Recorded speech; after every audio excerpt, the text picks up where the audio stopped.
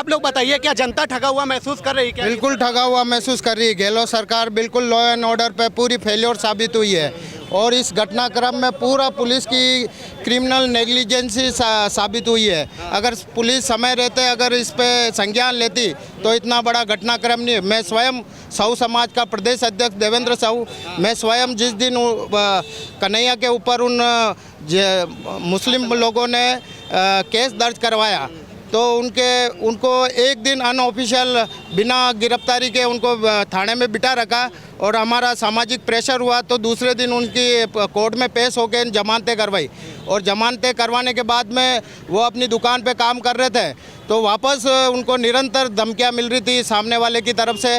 वापस उसके खिलाफ हमने क्रॉस केस दर्ज करवाया और कन्हैया लाल के साथ में पूरा साहू समाज साथ में था और एसएचओ को हमने बोला कि आप इस पे संज्ञान लो तो एसएचओ ने सिर्फ लिपापोती की है और उनको साथ में बिठा के समझौता करा दिया। उस समय समाज वालों को नहीं बुलाया साथ। गहलोत साहब और राहुल गांधी तो पूरे देश में पीठ थपथपाते रहते हैं कि इससे बढ़िया कानून व्यवस्था कहाँ है पूरे। गहलोत सरकार तो हमेशा तुष्टीकरण की राजनीति करती है और पुलिस की फेलियर को पीछे पीठ थपथपाने का काम ही कर रही है। यहाँ बिल्कुल गहलोत सरकार लॉ एंड ऑर्डर पे फेल हुई है। राहुल गांधी भी देश के बाहर जाके, राहुल गांधी को तो दुनिया जानती है पप्पू के नाम से, कब क्या बोलता है उसको खुद को ही संपट नहीं है कि मैं क्या बोल रहा हूँ। कल वो खुद ही टीवी में मैंने देखा, वो तो बच्चे थे, उन आतंकवादियों के लिए कह रहे हैं वो बच्चे थे, उनका क्या गुस्सा, उनके पे गुस्सा नहीं करना चाहिए, ऐसे बयान दे रहा है राहुल गांधी। जो बेके हुए नौजवान हो, ऐसा पप्पू तो दुनिया जानती है, उसके बारे में तो कुछ कहने की जरूरत नहीं है। तो सरकार का फेल्योर है क्या कहीं ना? सरकार का लॉ एंड ऑर्डर बिल्कुल फेल्योर है, बिल्कुल 100% फेल्योर है इसमें। अच्छा, आप लोग यहाँ पे व्यापारियों से बात करते होंगे तो इस वक्त क्या व्यापारी भी डरा हुआ महसूस कर रहा है? व्यापारी बिल्कुल डरा हुआ नहीं है, व्यापारी पूरा कंधे से कंधे मिला के लाइन ऑर्डर को लेकर के लॉ एंड ऑर्डर से डरा हुआ है। बाकी सरकार के खिलाफ पूरा जनता में रोष है, व्यापारियों में रोष है। हम सब वेरी फर्स्ट डे घटना से हम पूरा साथ दे रहे हैं, व्यापारी वगैरह सामाजिक संगठन, हमारा जो भी संगठन है सब साथ दे रहे हैं। ये घटना के लिए क्या नुपुर शर्मा जिम्मेदार है? नहीं, नुपुर शर्मा जी का कोई लेना देना नहीं, यहाँ पुलिस का फेल्योर साबित हो रहा है। ये 26/11 उसकी मोटरसाइकिल का नंबर है, ये तो पहले से ही जिहाद उसके दिमाग में फिट था।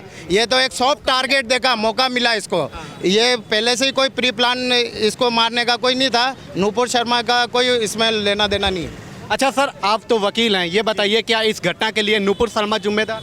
बिल्कुल नहीं, नुपुर शर्मा के अपने स्टेटमेंट है, वो उसने गलत बोला क्या? उसने वही बोला है जो इनके कुरान वगैरह में जो लिखा हुआ है। उसने कोई अपने स्टेटमेंट, उसने किसी व्यक्ति विशेष को गाली नहीं दी, ना किसी समाज को गाली दी। जो कुरान में लिखा हुआ उसका स्टेटमेंट वो बोला है, इसमें गलत क्या है? कई मुस्लिम समुदाय के जो धर्मगुरु है वो हिंदू धर्म के बारे में कुछ कहते रहते हैं, तो हमने तो कभी ऐसा नहीं किया। किसी धर्म से हमारा संगठन ने कभी आतंकवाद नहीं फैलाया कि कभी ऐसा नहीं बोला कि इनको मारो। तो क्या केवल नुपुर शर्मा को ना कि आप हिंदू धर्म को दबाना चाहते हैं, एक माहौल बिगाड़ना चाहते हैं, लोगों में रोष फैलाना चाहते हैं कि जैसे तालिबान वालों ने अफगानिस्तान पे जिस तरह से कर रहे हैं तो क्या हिंदुस्तान में वैसा ही माहौल क्रिएट करें? ये नहीं चलेगा। हिंदू ना पहले डरा है ना आज डरा है। हिंदू मेवाड़ की धरती है, जब यहाँ पर ऐसा कुछ हुआ है तब उल्टे पांव भगाया हर किसी को, चाहे वो अकबर हो या उससे पहले कोई हो।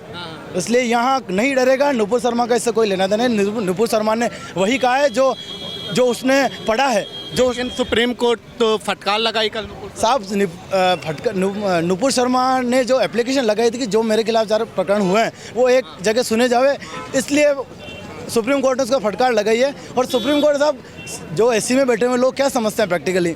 उनको तो एसी में बैठ के हवा खानी है। जब प्रैक्टिकली जो नीचे धरती पे काम करते हैं ना, उनको पता चलता है। और साहब उनकी हिम्मत हो तो आप स्टेटमेंट दो ना, आप एक बार स्टेटमेंट कुछ। सुप्रीम कोर्ट के जो न्यायाधीश है उन्होंने नहीं पढ़ी क्या कुरान? वो किताबें नहीं पढ़ रहे हैं, वो देश की स्थिति नहीं जान रहे। राजस्थान में भीलवाड़ा में अटैक हुआ, करौली में अटैक हुआ, उस पर तो स्टेटमेंट नहीं दिया कि सरकार के खिलाफ उन्होंने कोई फटकार नहीं लगी गहलोत सरकार को कि आपके होते हुए इस तरह का इंसिडेंट कैसे हुआ। भीलवाड़ा में जो होम डिस्ट्रिक्ट में सीएम का है, वहाँ तो सुप्रीम कोर्ट और हाई कोर्ट फटकार नहीं लगाई कि आपके सीएम होते हुए आपके गृह राज्य में इस तरह का इंसिडेंट होता, आप क्या कर रहे थे, कहाँ से हो रहे थे? तो उनको फटकार नहीं लगी। एक नुपुर शर्मा जिसने वही बोला है जो कुरान और इनके जो शास्त्रों में लिखा हुआ है, इनकी किताबों में लिखा हुआ है, आप उसको डरा धमका रहे। इससे क्या देश में गलत मैसेज जा रहा है? आम आदमी का गलत मैसेज आ रहा है कि कॉन्स्टिट्यूशन जो अधिकार मिले हुए हैं, राइट टू स्पीच, आप उसको ही दबाना चाह रहे हैं। वो बोल नहीं सकती है। उसने क्या किसी पर्टिकुलर किसी धर्मगुरु को, किसी समाज के उनके जो पूजनीय है, क्या उसको गाली दी है? नहीं दी है। उसने वही बोला है जो इनके कुरान में इनकी जो लिखा हुआ है। आपको क्या लगता है सुप्रीम कोर्ट को है कटघरे में सरकार को लेना चाहिए था? सुप्रीम कोर्ट को जो सरकार जिस सरकार के राज्य क्षेत्र में जो ऐसी घटनाएं घटती है तो सुप्रीम कोर्ट उनको फटकार लगानी चाहिए कि आपके हो तो ऐसी घटना घटती क्यों? जैसे आज उदयपुर में अगर सरकार और इंटेलिजेंस एक्टिव होते, थानेदार एक्टिव होता, वो इनका पता करते रहते, जिनका पाकिस्तान कनेक्शन मिले वो रेगुलर उनसे बात करें। क्या सरकार और जो पुलिस दोनों सोई हुई थी?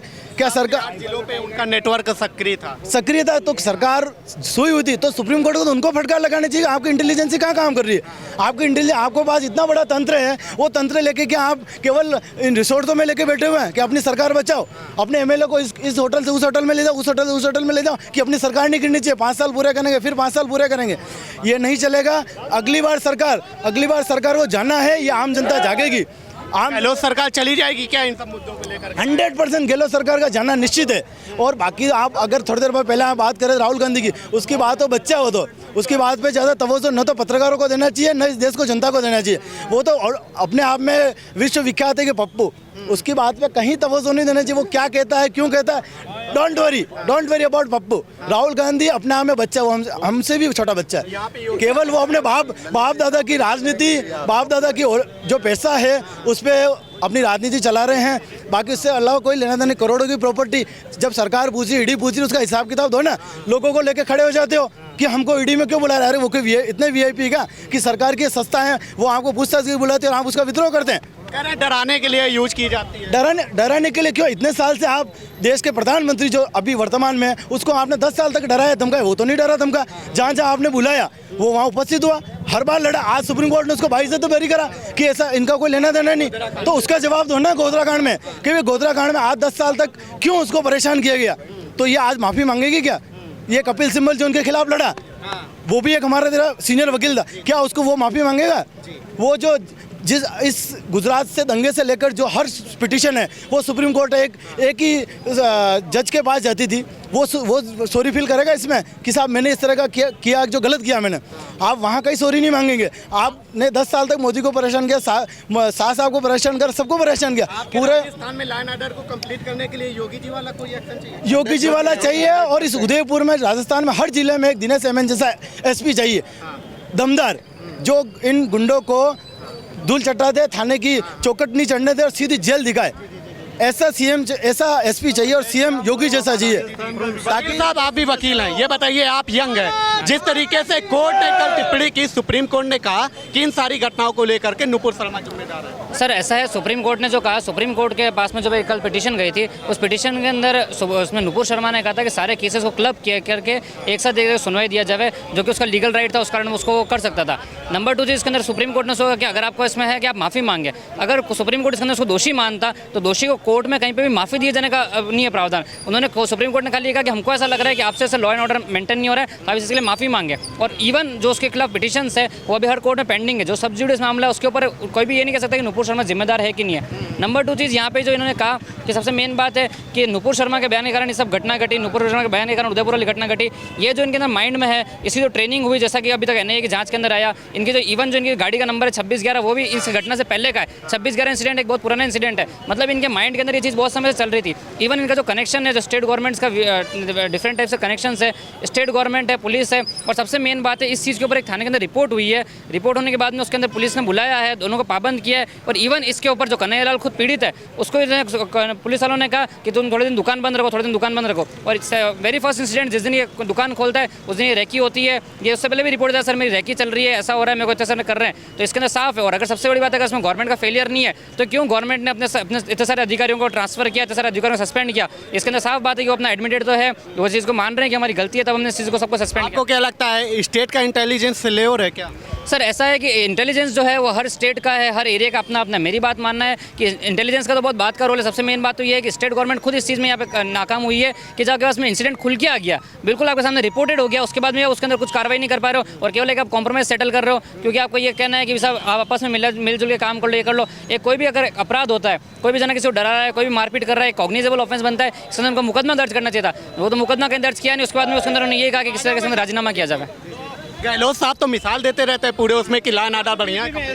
अगर गहलोत साहब इसके अंदर जो गहलोत साहब अपनी जो मिसाइल देते हैं, जो अपने बोलते हैं कि अपना ये मिसाल है, मेरा ये है, जो भी मेरा ये करना है, गहलोत साहब जो कहते हैं कि हमने बहुत समय से करा है, हमारे लॉ एंड ऑर्डर बहुत मेंटेन है, उनको खुद को पता था कि उदयपुर के अंदर लॉ एंड ऑर्डर है वो बिगड़ सकता है और उनको पता था कि उदयपुर की जनता को केवल मात्र दिनेश एमएन पे विश्वास है, इसलिए उन्होंने दिनेश एमएन को उदयपुर भेजा इस चीज़ के लिए कि दिनेश एमएन उदयपुर में कंट्रोल कर सकेगा और दिनेश एमएन में विश्वास करके उन्होंने उसको उदयपुर भेजा।